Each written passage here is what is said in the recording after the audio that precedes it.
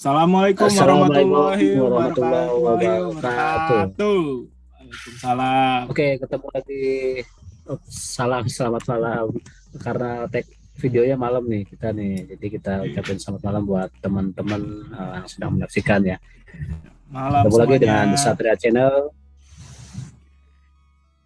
Ini hari libur nasional nih kayaknya nih ya. Iya, Oke, benar Mas Satria.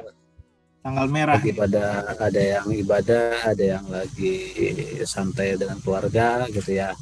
Oke, bertemu lagi dengan The Satria Channel bersama saya Satria Wibawa. Ya, dan saya Arfan Prasetyo. Oke, Mas Arfan, malam ini kita mau bahas apa nih, Mas Arfan nih yang lagi hot-hotnya nih tentang cuan kayaknya nih. Jadi gini Mas Satria, kita di video ini bakal bahas harga saham PT Aneka Tambang Mas Satria atau Antam ya, yang kita tahu bareng-bareng. Nah, itu harganya turun. Nah, dari itu tuh kira-kira masih layak nggak sih dimiliki sahamnya? Gitu Mas Satria. Oke, baik. Yang kita pakai di sini pendekatan secara manajemen keuangan ya analisisnya Iya, nih. Kemungkinan benar-benar. bisa juga nanti dikomentarin dari hal-hal lain, mungkin dari isu sosial atau politik lah ya. Oke, sebelumnya bagi teman-teman yang belum subscribe bisa di subscribe channel ini, juga bisa ditekan loncengnya jadi buat mengetahui update-update dari channel ini. Channel ini didukung oleh program pendidikan profesi akuntansi Universitas Trisakti, Universitas Trisakti dan Jendela Tax Optimize Your Tax Saving. Oke, lanjut Mas Arfan di next slide kali ya, Boleh, biar boleh. teman-teman dapat visualisasinya ya. Oke, udah bisa kelihatan ya. Udah Oke, jelas Mas sekilas Satria. tentang saya, full name Satria Wibawa. Saya merupakan founder Jendela Tax, tax consultant and forensic accountant. Jadi kalau teman-teman butuh tentang perpajakan, tax preparation, tax dispute, bisa tuh kabarin saya juga tuh. Nanti kontak persennya ada di akhir acara ini, ya kan Mas Arfan, bener nggak? Udah pasti Mas Satria. Nanti untuk info lebih lanjutnya ada di akhir video ini teman-teman. Gitu. Oke, background singkat pendidikan saya merupakan ST Sarjana Teknik dari IT Universitas Muhammadiyah Jakarta. Kemudian sudah magister akuntansi di Universitas Trisakti, kemudian merupakan mahasiswa aktif di program pendidikan profesi akuntan Universitas Trisakti. Mas Arfan, silakan Mas Jadi, Arfan diceritain tentang profil singkat dari Mas Arfan nih. oke. Sebelum saya memperkenalkan diri, kayaknya saya mau tanya dulu nih Mas Satria. Gimana sih Mas Satria Boleh, kira-kira boleh, boleh. profil pendidikannya di Trisakti itu gimana sih? Bisa dijelasin sedikit Oke, mungkin Mas Satria? di Trisakti kampus senior ya, kita sama-sama tahu Hmm. kampus senior juga Trisakti merupakan dapat julukan nih ya. Trisakti merupakan kampus reformasi di mana pada saat Mei 98 Trisakti merupakan inisiator dari pergerakan mahasiswa sehingga perubahan rezim ya, itu ada monumennya. Dari se-Indonesia pasti kenal Trisakti gitu kan. Secara pendidikan ya di akuntansi yang saya tahu ya, karena saya sekolah di akuntansi, di PPA-nya mendapat akreditasi A, kemudian di Jadi, magisternya juga akreditasinya sangat baik. Jadi recommended lah dengan pengajar-pengajarnya juga sangat kompeten dan senior seperti itu. Jadi layak buat silakan teman-teman yang mau gabung di PPA atau magister akuntansi, nanti kita kasih kontaknya juga setelah akhir acara ya di slide ini ya Mas Arfan ya. boleh Mas Satria. Nanti biar bisa teman-teman yang lain cari info juga gitu. Oke, Oke. lanjut Mas Arfan. Perkenalkan, saya Arfan Prasetyo di sini sebagai co-hostnya gitu, dan sedikit background tentang saya, yaitu saat ini saya sebagai mahasiswa akhir di Universitas Indraprasta PGRI di jurusan Teknik Informatika, dan saya juga sebagai retail investor di sini ya, punya sebelumnya beberapa lot gitu kan dari saham Antam ini juga gitu. Dan saya juga sebagai editor dan fotografer juga gitu Mas Satria. Oh, keren banget, masih muda, berbakat, banyak banget nih apa namanya profesinya nih. Jadi kalau teman-teman mau menikmatin jasa dari Mas Arfan sebagai fotografer profesional, wedding, berbagai macam wedding lah ya. Nanti ada juga kontaknya di akhir acara nih, Di kita akhir kasih video, juga iya. slide-nya.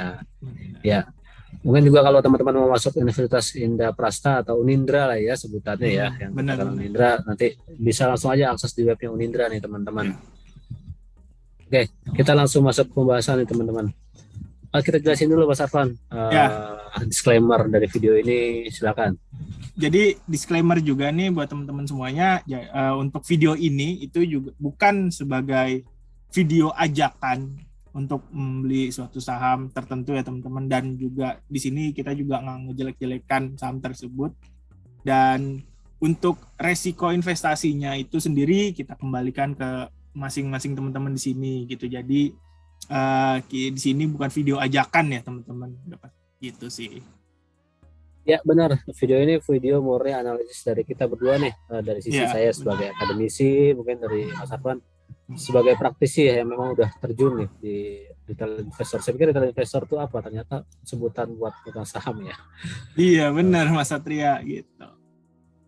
Cerita mungkin 2 menit aja Mas Arfan, pertimbangannya apa sih buat membeli atau melepas sebuah saham gitu ya, buat teman-teman yang newbie lah ya atau awam di bidang ini, pertimbangannya apa sih?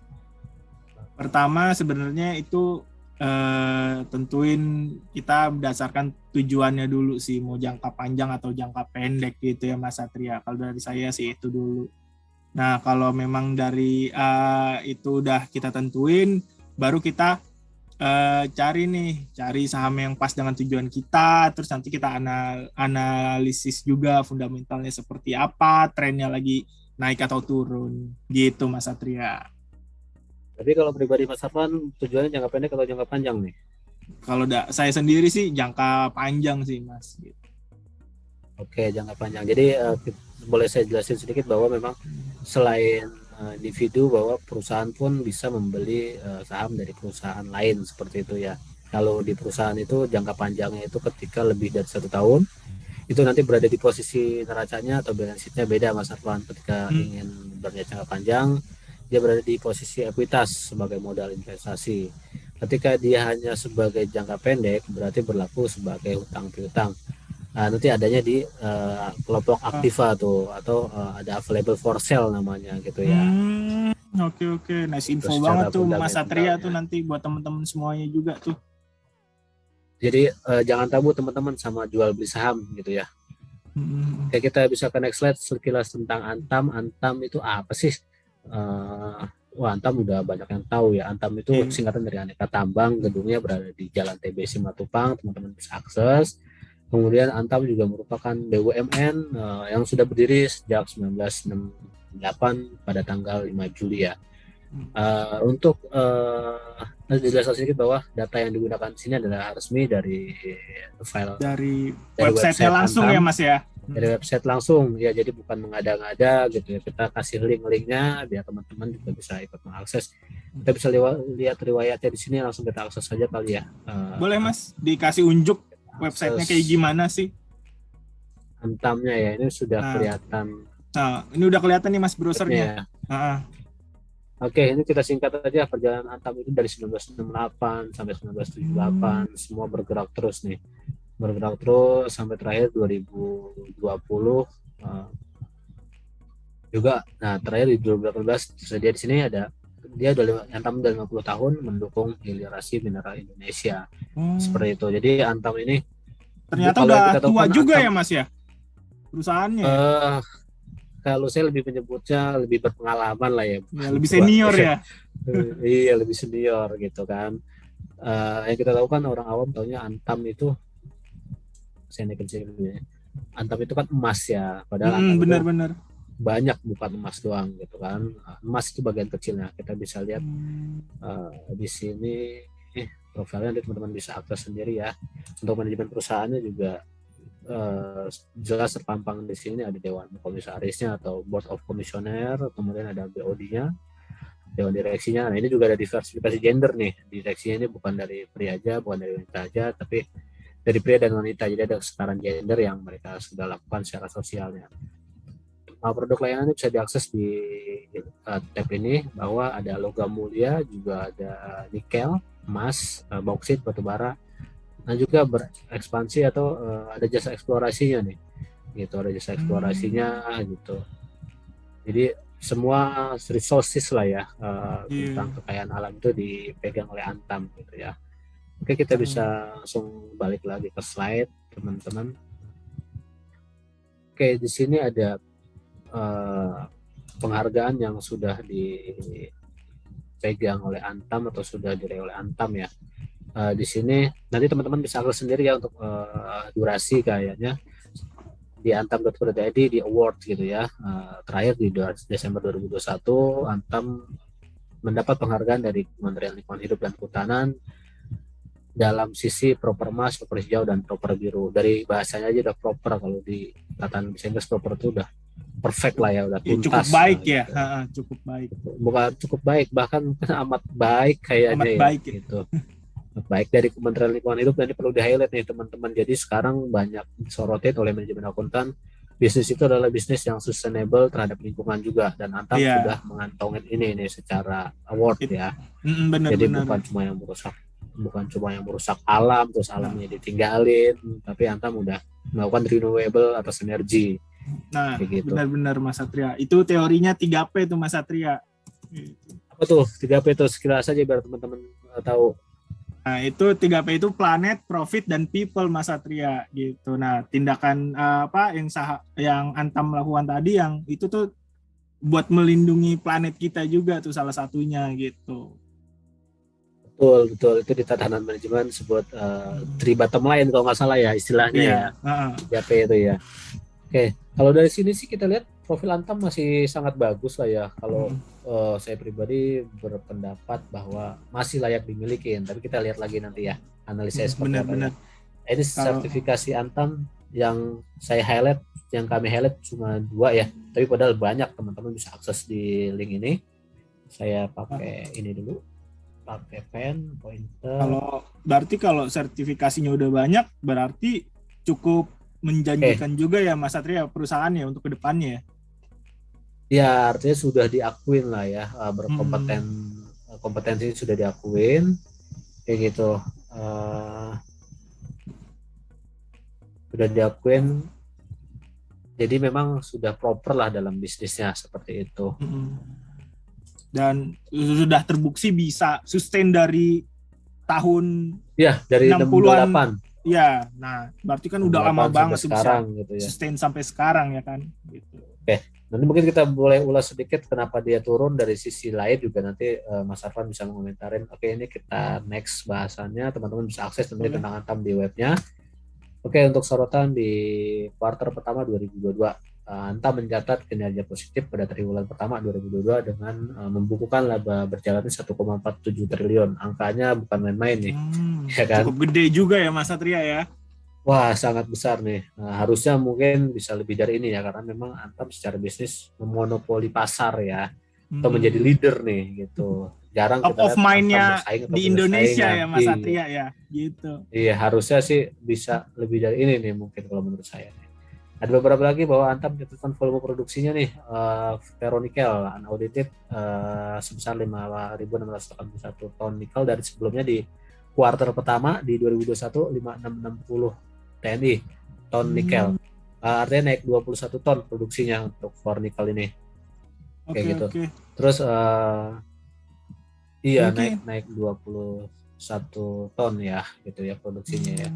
Berarti kalau naik produksinya kan penjualannya naik. Penjualannya juga naik ya, iya. Ada demand, ada demand, ada supply. Gitu. Iya, benar-benar. Kemudian kita di biji nikel juga mengalami kenaikan. Kemudian kita di emas juga, nanti ada statistiknya nih biar teman-teman nggak pusing baca, kita nanti sajikan statistiknya di slide berikutnya.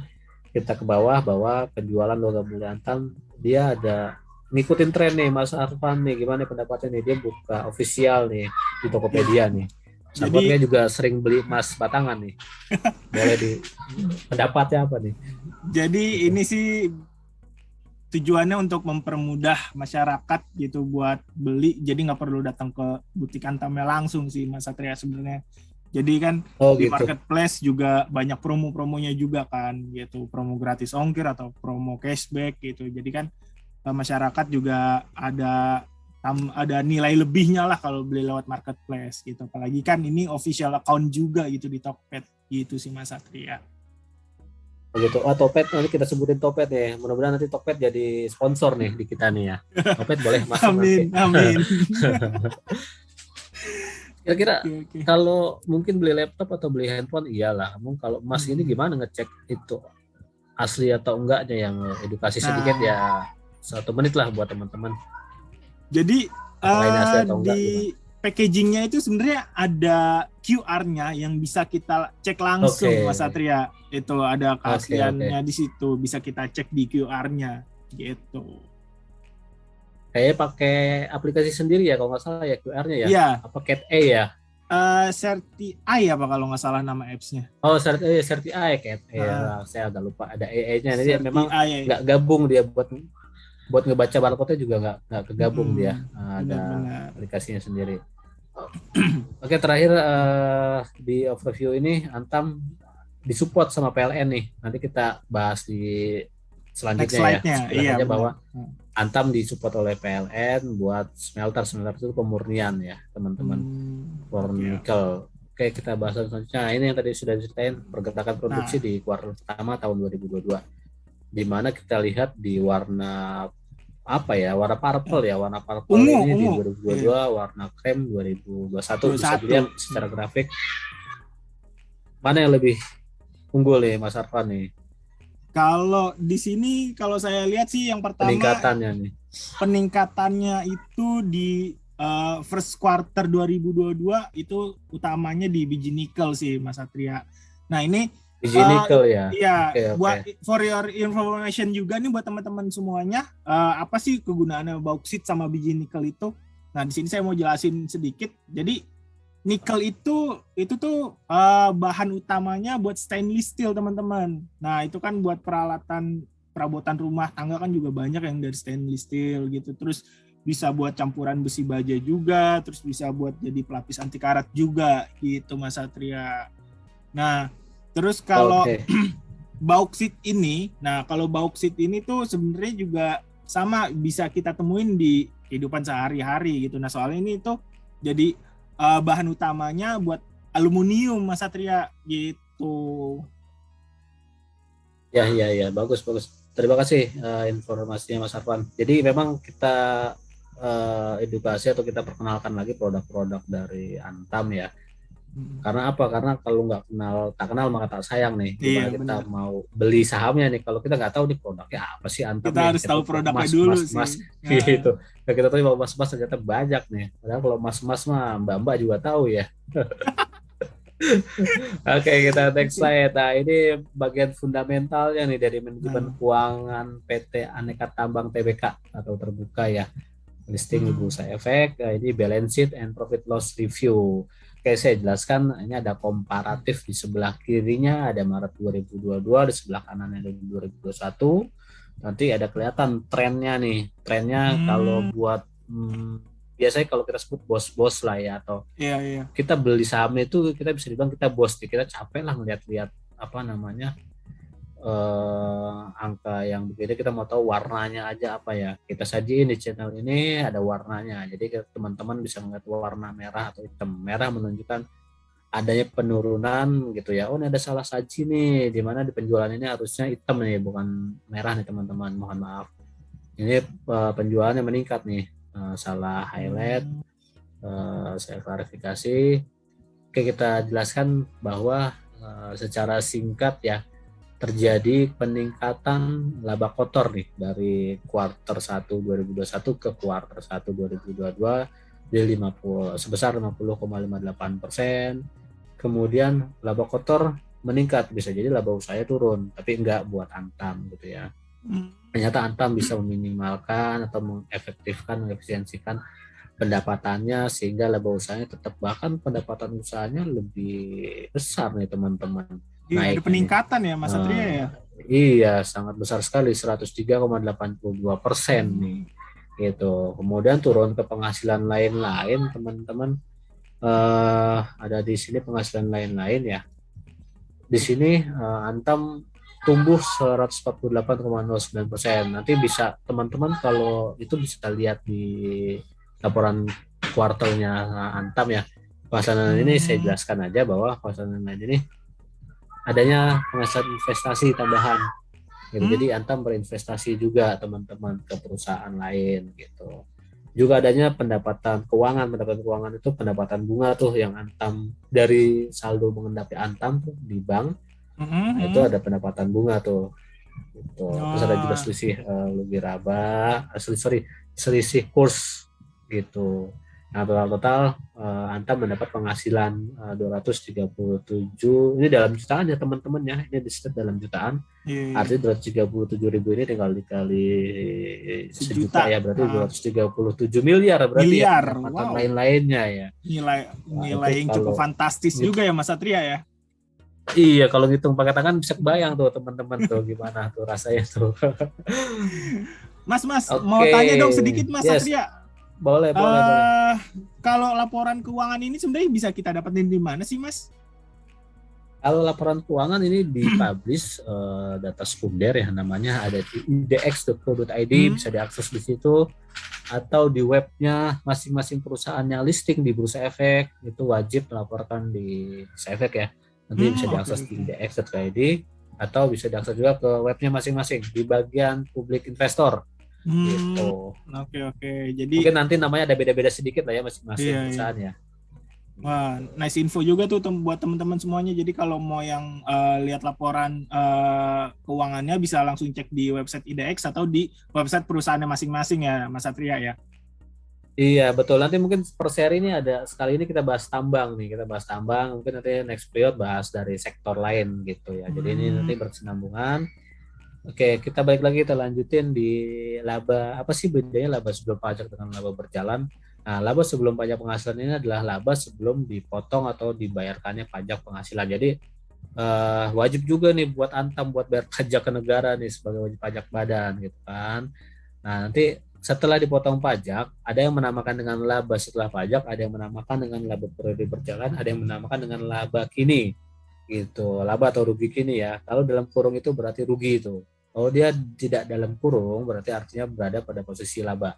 Di sini Antam berada pada posisi laba 1,468 juta dalam jutaan rupiah, mungkin 1,4 triliun ya gitu. Wow. Tadi sudah ada di overview tuh 1,47 triliun dibulatkan ke atas, sudah mencatatkan di kuartal pertama 1,7 triliun naik sebesar 132,46% dari 132,46% ya iya Mas Satria ya.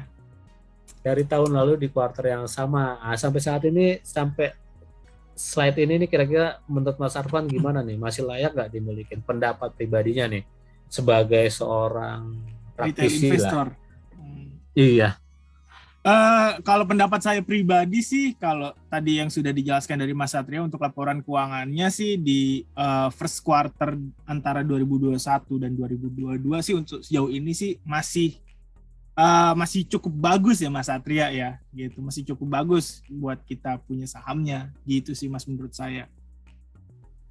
oke. Nanti mungkin ada isu-isu yang baru juga ya selain dari keuangannya yang nanti Mas Arfan bisa sedikit melempar isu itu untuk kita bahas ya setelah overview keuangannya selesai ya. Boleh, boleh, Tapi boleh. coba kita lihat deh, ada yang ini nggak, ada yang kira-kira janggal nggak dari penyajian ini, bisa dilihat nggak Mas Arfan? Labanya ini ada Hmm, kenaikan, tapi jumlah asetnya turun. Bisa kita lihat kan iya, ini turun.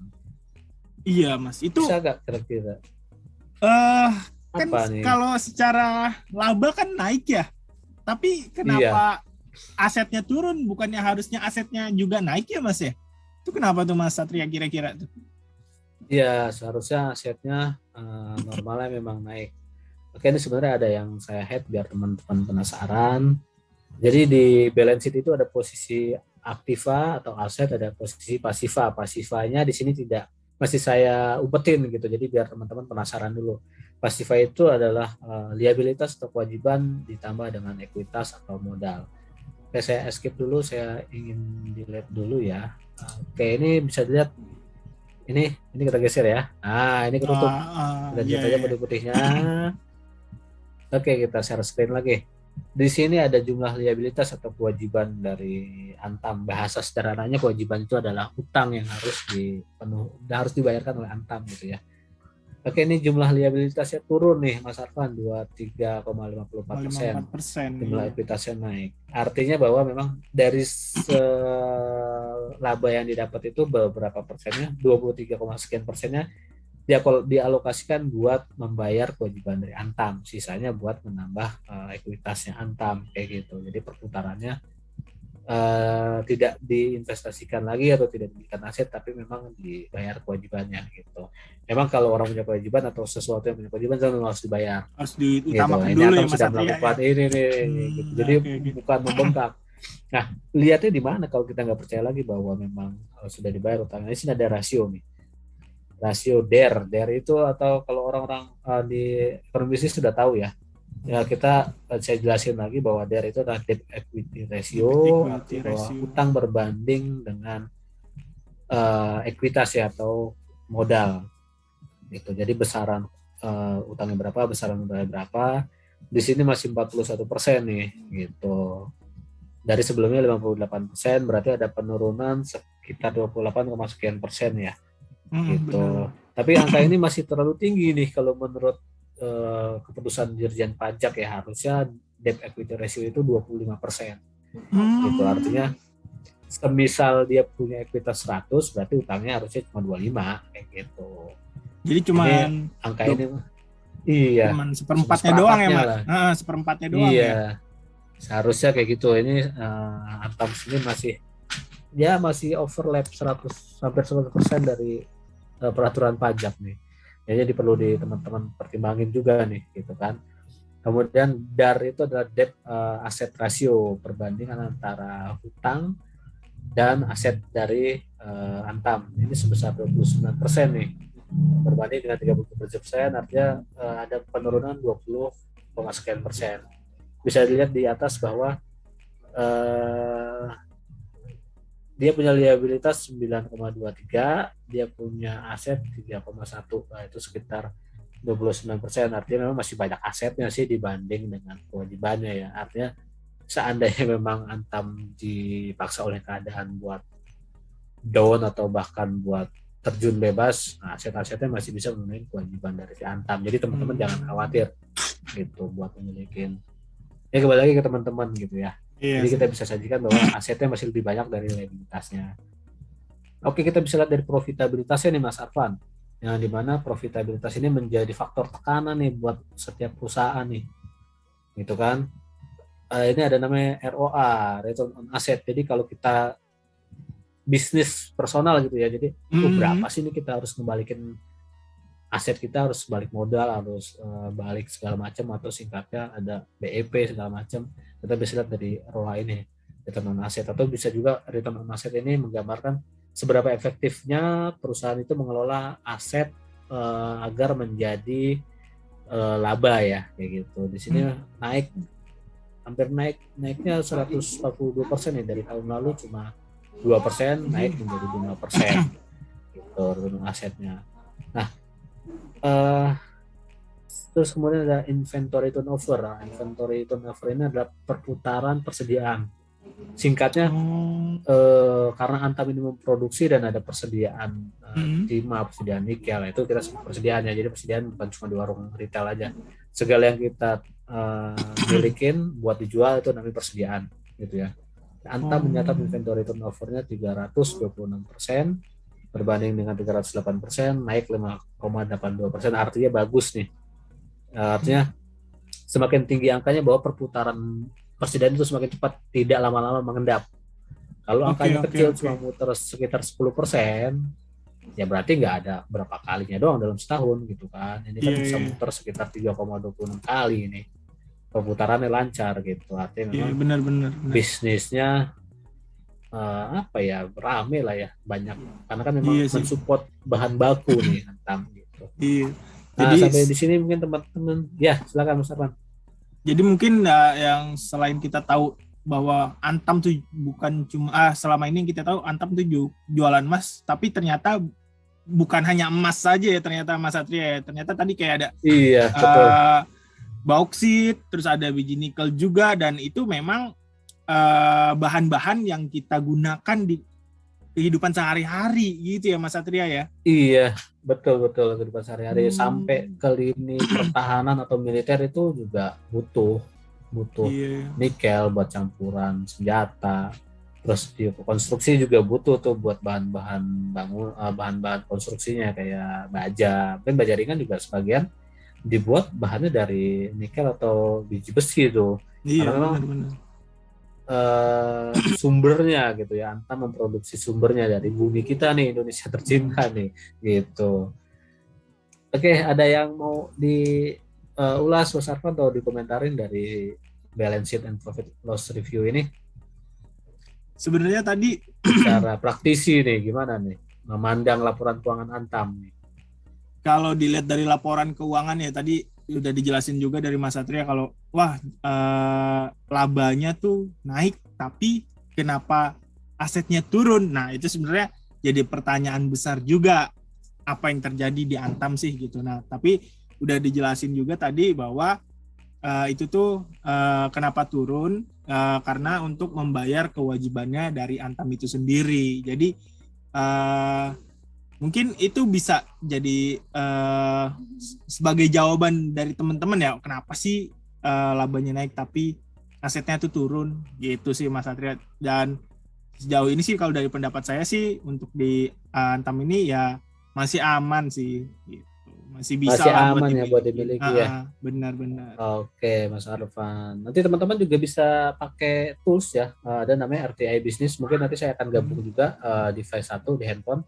Karena tadi coba di mirrorcast ke laptop nggak bisa. Jadi nanti saya join lagi dengan satu device handphone ya buat menunjukkan overview singkatnya ya. Nah, ini tadi belum dijelasin nih sebagai pemegang saham kita kan berharap dividen. Ini laba per sahamnya naik nih, teman-teman bisa lihat dari laba periode berjalan nih, laba per sahamnya juga naik 132% gitu. Nanti di RTI Business itu bisa kelihatan tuh dividen POT bisa kelihatan gitu. Oke, ini kita lanjut. Nah, ini tadi bisa kelihatan kenapa buat bayar kewajibannya.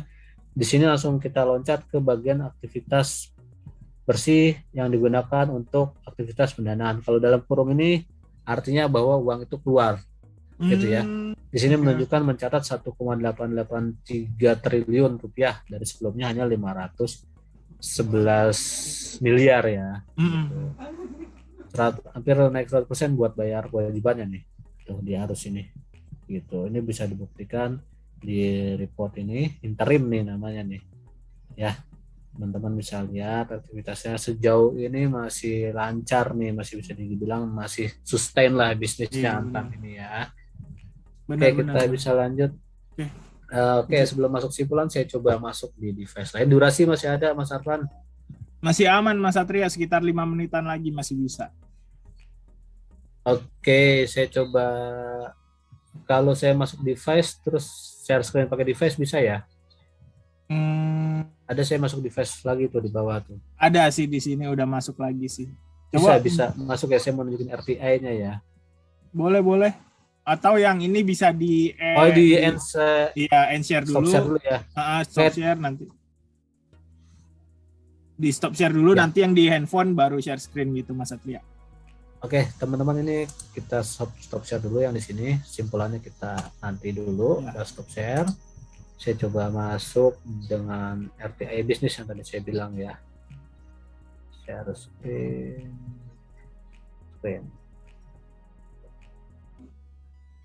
Nah, udah terlihat nih Mas Satria nih. Nah, ini dari handphone teman-teman bisa install di Play Store. Kalau di Apple saya kurang tahu, coba dicari RTI Business. Nah, ini saya udah persiapkan nih. Ini adalah Antam.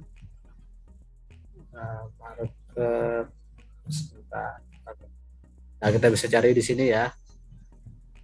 Nah, oke, Antam. Oke, nah ini tadi sudah disebutkan turun 80 atau 3,11%. Oke, di sini ada turnover-nya 289,99 miliar. Kita lihat aja kalau misalkan angkanya merah, nah itu berarti posisinya tidak bagus. Tapi kalau dilihat dari PER itu ada kata-kata PER ya, per earning ratio itu masih di hijau tuh. itu di 10,21. Sebenarnya pada posisi turun kayak gini, teman-teman bisa ambil keputusan buat membeli bukan menjual ya. Gitu. Kalau saya pribadi secara akademisi ketika harganya turun, logikanya maka keputusan terbaik adalah membeli. Gitu. Contohnya kayak kita misalkan harga emas turun nih, oh ya udah kita beli aja. Sambil kita lihat tren kedepannya, nggak mungkin juga harga emas turun tuh hampir bisa dibilang jarang ya. Itu kita kalau berbicara emas secara general nih gitu kan. Nah, per earning ratio-nya dia masih hijau nih teman-teman gitu kan. Kemudian dari analitiknya bisa dilihat dari 3 bulan di 3M itu dalam satuan waktu ya. 1 day itu berarti 1 days ya. 1 days-nya hari ini dia turun, tapi dalam minggu kemarin dia masih naik di 3,75%. Oke. Terus bentar, ini di 5 tahun aja naik sebesar 187,6% ya teman-teman. Jadi sampai sini teman-teman bisa menyimpulkan lah ya. Nah, revenue growth-nya nih, dia dari kuartal 2002 kuartal 1 dengan 2002 kuartal ini warna hijau teman-teman. Gitu. Sekilas di RTI bisnis secara fundamental sudah kelihatan bahwa so far so good lah ya. Oke, saya izin live device ini. Desktop share, saya live device-nya. Kita kembali ke PPT tadi. Kesimpulan yang tadi Mas Satria ya. Oke, sebentar. Jadi setelah kita bahas panjang lebar, nah untuk di Antam ini kesimpulannya bagaimana nih Mas Satria nih? Apakah masih layak kita persingkat atau tidak? Iya, kita persingkat bahwa bisnisnya itu bagus. Dilihat dari bagus adalah dia Antam mendapat prestasi dari Kementerian Lingkungan Hidup, kemudian dari Kementerian SDM secara sustainable, ramah lingkungan, kita bahas nanti gitu. Kemudian dari financial perspektifnya juga masih layak gitu ya. Kemudian juga memiliki sumber pendapatan lain dari aktivitas investasi yang menjanjikan, tadi kita sudah lihat bahkan hampir 100% juga naiknya tuh pendapatan lainnya. Kemudian juga we are growth and adaptable gitu. Artinya kami atau Antam ini adalah tumbuh dan beradaptasi dengan lingkungan. Dia mensupport pengembangan baterai untuk kendaraan listrik gitu kan. Bahan baku juga nih Mas Arfan nih buat baterai kendaraan listrik gitu ya. Kemudian support perkembangan renewable energy. Kemudian tadi sudah dijelaskan profitnya naik di kuartal pertama. Kemudian juga we are leader, bahwa kami ini atau Antam ini adalah leader dari industri itu gitu ya. Kemudian we are full supported, bahwa memang Antam ini perusahaan BUMN yang sudah pasti disupport oleh negara dan BUMN lainnya. Nah, seperti dukungan dari BUMN lain, PLN untuk support listrik dalam proyek pemurnian smelter for nikel dan di Halmahera, seperti itu Mas Arfan. Gitu. Masih cukup durasinya buat membahas isu lain selain finansial? Kayaknya nggak cukup sih Mas Satria, ini sisa 1 menit lagi nih, sayang banget. Mungkin bisa kita bahas di video lain, video selanjutnya kali ya Mas ya. Oke, nanti mungkin kita bisa bikin chapter tuh pembahasan Antam ini, kita bikin chapter berikutnya membahas khusus di luar isu financial perspektif. Jadi kita gabungkan tuh nanti analisanya bisa si Antam itu. Kita buat sesi kedua nih teman-teman, buat Antam nih, buat khusus teman-teman. Kita buat sesi tersendiri.